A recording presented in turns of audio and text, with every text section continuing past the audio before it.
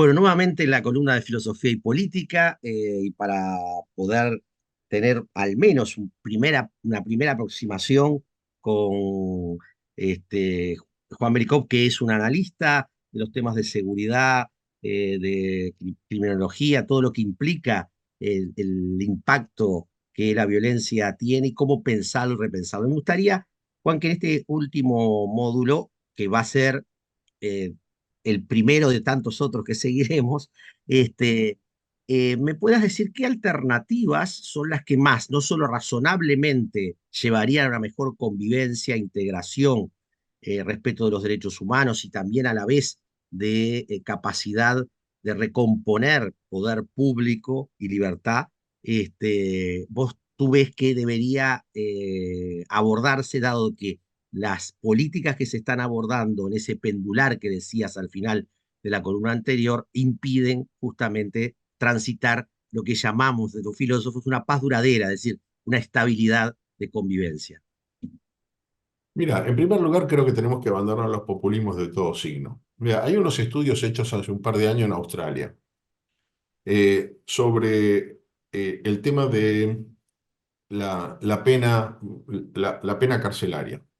Se puso muy de moda endurecer las penas. Nosotros creemos en el poder mágico de la palabra, en el sentido de que decimos que la pena es más dura y con eso creemos que Sí, resolvemos el... el problema. Los estudios que ellos hicieron han demostrado que lo que disuade más al delincuente no es la dureza de la pena, sino la certeza de que va a ser castigado por cometer un delito. Y eso es lo que no siente nuestro delincuente. Para ponerte en perspectiva, ¿sabes qué porcentaje de gente es condenada por los homicidios en nuestra región? El 3%. De cada Totalmente. 100 homicidios, solamente 3 personas terminan inculpadas, procesadas y encarceladas por haber cometido ese homicidio. Es decir, 97 homicidios quedan impunes. Este es el nivel de tema que tenemos. Y esto tomando en consideración incluso las políticas más duras de la región. La más grave, por cierto, es la de Estados Unidos. Pero Ujú. bueno, volviendo a lo nuestro. Yo te diría, acá tenemos que encontrar un equilibrio razonable y volver a considerar los aspectos preventivos. ¿Cuál es el problema del aspecto preventivo? El aspecto preventivo de cualquier política, en todas las políticas, es de muy largo aliento. Los resultados no los ves en el corto plazo y esos plazos no coinciden con los plazos políticos. El político quiere resultados para ganar la próxima elección en 2 años, 3 años, Sí, sí. como 4 máximo. Y los impactos de las políticas de largo aliento son de 20, 30 años. A ver, para darte un ejemplo, Michelle Bachelet, cuando era presidente de Chile, implementó un mecanismo por lo cual abrió más de 850 guarderías infantiles para chicos de entre 3 y 6 años que están abiertos de las 5 de la mañana a las 11 de la noche. Y uno diría, qué locura esto. Claro, pero ¿sabes qué pasa? Chile es el país donde, después de Hong Kong, la gente más horas por semana trabaja en el mundo. Ahora, el problema es que si yo soy madre y quiero entrar a trabajar a las 9 de la mañana y tengo 2 horas de viaje en el transporte público, ¿a qué hora te puedo dejar el chico en la guardería? Claro. Y si la guardería abre a las 9 de la mañana o a las 8, en el mejor de los casos, y cierra a las 3 de la tarde, la madre hasta las 10 no puede entrar y a la 1 tiene que dejar el trabajo porque tiene que buscar al chico. ¿Sí? En cambio, sí tiene más flexibilidad para atender esto. Claro, ¿cuándo vas a ver esa mejora de la calidad en el chico que va al jardín de infantes de este tipo, a la guardería? La vas a ver dentro de 30 años, cuando ese chico, La mejor generación. formado, mejor educado, egrese a la universidad y tenga un trabajo de mejor calidad. Eso Ujú. no se mide en la próxima elección. Este es el problema. Entonces tenemos que volver un poco a la seriedad de lo que son las políticas públicas de largo aliento, encontrar medidas de mediano plazo, y ahí nos llegó a donde nos conocimos, gestión Ujú. orientada a resultados. ¿Cómo Resultados. encontrar indicadores intermedios que le permitan al político capitalizar las buenas políticas públicas en la próxima elección, aun cuando los resultados de largo plazo no se perciban? Estamos en el facilismo del corto plazo. Entonces sale a anunciar, se inauguran, como hubo el caso de mi país en la Argentina, tenemos un hospital que fue inaugurado 7 veces y todavía no funciona. Bueno, acá en Uruguay sucedió un caso parecido. Ahora, al mismo tiempo, no tenemos penitenciaría, tenemos una sobrepoblación carcelaria del 168% que hace que los criminales en las cárceles recluten más. Y por cierto, en las cárceles están llenos de perejiles. Como los jueces saben que están sobrepobladas, tratan de meter menos gente ahí. Pero ¿quiénes Ujú, meten menos? Al que puede pagar un mejor abogado. Y ese no es el perejil que lo borda la gallina, sino que es totalmente. el narcotraficante. Entonces el que debiera estar está libre y el que no debiera estar está dentro, reclutándose además. Esto Sí, es sí, reparable. totalmente. Sí, sí, sí, ¿Entendés sí, lo que sí. quiero decir? Entonces tenemos que volver a considerar políticas de largo plazo con inversiones serias en prevención, en desarrollo social, en educación y cultura. Esto es lo que resuelve el problema, no la policía, no la mano dura. Totalmente. A ver, me parece interesante lo que decís, ¿no? A ver, hay como tres esferas acá, una que son en lo preventivo, lo que es el desarrollo de lo que llamamos Estado social o eso de políticas de Estado que son de largo plazo y que en definitiva resolverían en última instancia y entonces deben ser claves. Hay otra esfera que tiene que ver qué pasa con los mercados vinculados a la droga, si el debate, ¿no? O sea, de legalizar, regular, sacarlos de esos espacios oscuros de la ilegalidad, ¿no? O sea, el caso de Uruguay con la marihuana se intentó, pero en la medida que hay otro tipo de drogas, el narcotráfico igual continúa, ¿no? Es decir, y la otra esfera tiene que ver con el poder público que logra a través de distinguir justicia, represión, acción preventiva, como tú decías, pero también de inteligencia, ¿no? O sea, acá en Uruguay se pretende avanzar en políticas represivas en vez de políticas preventivas de inteligencia, ¿no? O sea, y ahí tú sabrás mejor. Y lo que son las políticas sociales en Uruguay son consistentes, pero como fallan las otras, pasa todo este problema, ¿no? Y que en América Latina parece que está en juego. ¿Qué me dirías tú? Digo, capaz que son otras esferas, las manejás de forma distinta, pero ¿qué pasa con el tema de la ilegalidad de las drogas que están en el fundamento del mercado pervertido y que pervierten a la sociedad y al Estado? Mira, la guerra contra las drogas se perdió hace ya muchos años. E insistimos todavía, es decir, Einstein decía que locura es hacer lo mismo y pretender resultados diferentes. Y nosotros seguimos por Sí, ese sí. camino.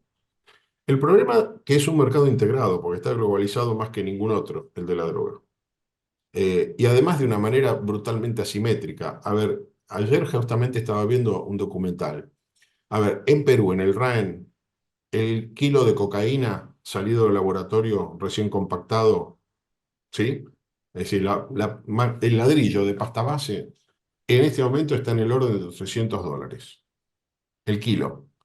En el norte de Colombia, más cerca de los grandes mercados consumidores, está a $1.000 en el laboratorio. Ahora, en el mercado norteamericano final, al menudeo, ese kilo son $240.000, de 300 a $240.000. Imagínate todo lo que son los negocios intermedios del tema. Entonces, esto, como es un tema estructural global, es decir, por más que vos reduzcas todo lo que reduzcas, ese nivel de ganancia que no lo tiene ningún negocio, ni el petróleo, ni nada, va a seguir creciendo porque tenés una aspiradora global que consume el 75% de la droga con gran poder adquisitivo y que sigue Ujú. demandando y además demanda cada vez más. Creció la Sí, demanda sí. en los últimos años notablemente. Entonces, si esto no lo enfocamos globalmente, es un mercado global, no lo podemos resolver con políticas de un Estado. Es como yo te dijera, vamos a reducir la emisión de gases Sí, sí. restringiendo la emisión de gases en Uruguay solamente. No, Sí, sí. porque los gases no reconocen fronteras, la droga tampoco. Esto todos Sí. tenemos que subirnos al mismo barco. Ahora, tenemos que probar un mecanismo diferente. ¿Cuál es el obstáculo mayor a este tema? Y acá hay otra industria que es un poderoso lobby para que no se legalice la droga, que es la industria de los seguros médicos prepagos. ¿Por Ujú. qué? Porque si nosotros legalizamos la droga, tenemos que admitir que la adicción es tratable por la obra social o por el seguro médico, cosa que cuesta fortunas de muy baja efectividad. Ujú. Y eso la industria no lo quiere pagar. ¿Quién lo va a pagar? Ahora, eso haría que vos tengas que pagar un seguro, si te blanquean ese valor, tenés que pagar un seguro médico tan caro que el 90% de la población del planeta no podría pagar un seguro médico. Entonces vos tenés una industria farmacéutica y una industria médica que está obstaculizando que se vaya en ese camino. La industria, no me refiero a los médicos, me Sí, refiero a sí. los comerciantes de esto. Sí, ¿Me entendés? sí, sí. No tenía ese dato, Esto, está muy bueno, interesante eso. bueno, esto es parte de nuestro problema. Sí, sí. Esto es parte de nuestro problema. ¿No? El lobby que hay en Estados Unidos para que no se legalice la droga en esta materia es brutal por parte de estos temas, y no solamente en Claro, Estados el Unidos. problema es, no, o sea, como tú decís, y acordando de que el tema es global, tiene que haber acuerdos globales, como lo es en lo financiero, como lo es en la OCDE, digo, el tema del comercio. Hay muchas cosas que requieren visión global, digamos, ¿no? Exactamente. Pero evidentemente que son un factor desde el cual la región tendría que abordar. El eje de las Sí, políticas, lo que digamos, pasa es que la región, además nuestra región sufre de lo siguiente, nosotros somos grandes productores de un producto que en otros lugares no crecen. claro, Ahora, paradójicamente, en este momento, la industria, vos fíjate lo que es la situación, y eso es parte del problema de Ecuador también, ¿no? Volviendo al principio. sí, sí, Es que todos los controles de la droga están montados en el sentido sur-norte, para ujú, que no lleguen a Estados Unidos. Pero Estados Unidos es el gran exportador de droga sintética. totalmente, Y, sí, no sí, hay, sí, y ellos no financian ningún control que vaya norte-sur. Entonces, hoy esas drogas sintéticas compiten con las drogas verdes, las naturales, por llamarlo de alguna manera eufemística, sí, sí, y obligó a bajar los precios. Hoy en las calles de Río conseguís un gramo de cocaína por $1. Ese mismo gramo cuesta 60 euros en Europa, claro, $80 en Estados Unidos, el mismo gramo, ¿me entendés? Porque eso presionó al mercado hacia la baja y hoy se produce más droga para recibir la misma ganancia. Hoy un sí, sí, productor, un laboratorio pequeño en Ecuador o en Colombia o en Bolivia, Perú o Colombia, tiene que producir 10 veces más droga para tener la misma ganancia que tenía hace 5 años. sí, sí. ¿Entendés? Este es el problema. Ahora bien, esa perversión que podemos llamar de los mercados, visto desde los liberales y visto desde las perspectivas, digamos, de política social o de política pública, de alguna reclaman nuevas formas de regulación, ¿no? Entonces, los organismos internacionales o de donde vos estás, y como para cerrar este módulo, ¿qué están propulsando? Es decir, ¿qué están planteando como ejes fundamentales?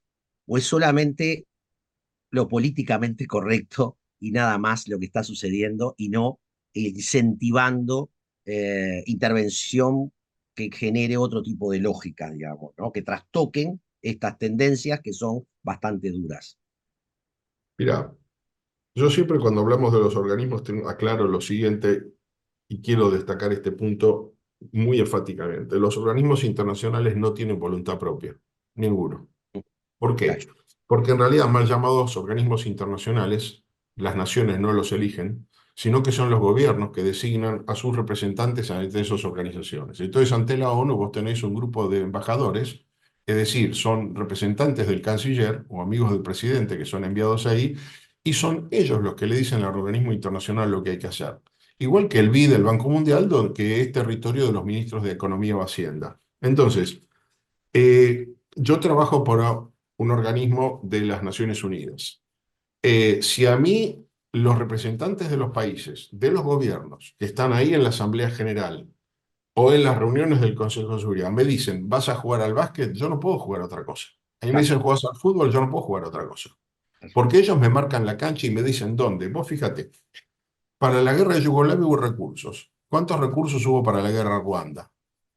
sí, Las dos guerras, la de Ruanda fue más salvaje que la de Yugoslavia, pero no hubo voluntad política, no del organismo, sino de los que dirigen el organismo, de decirle vayan a Ruanda. Nadie le dijo vaya a Ruanda. Es totalmente. más, cuando el organismo, los técnicos del organismo dijeron queremos ir a Ruanda, le dijeron no hay plata para ustedes, muchachos. Se Totalmente. quedan Yo en Yugoslavia. te diría, Juan, dejemos aquí ¿por qué? Porque nos vamos a volver a convocar sobre lo geopolítico, la guerra, la violencia y la posible paz. Entonces, Dale, dejo con ganas a que sigan escuchando. Te agradezco perfecto. muchísimo Igualmente. porque creo que ayudaste a pensar.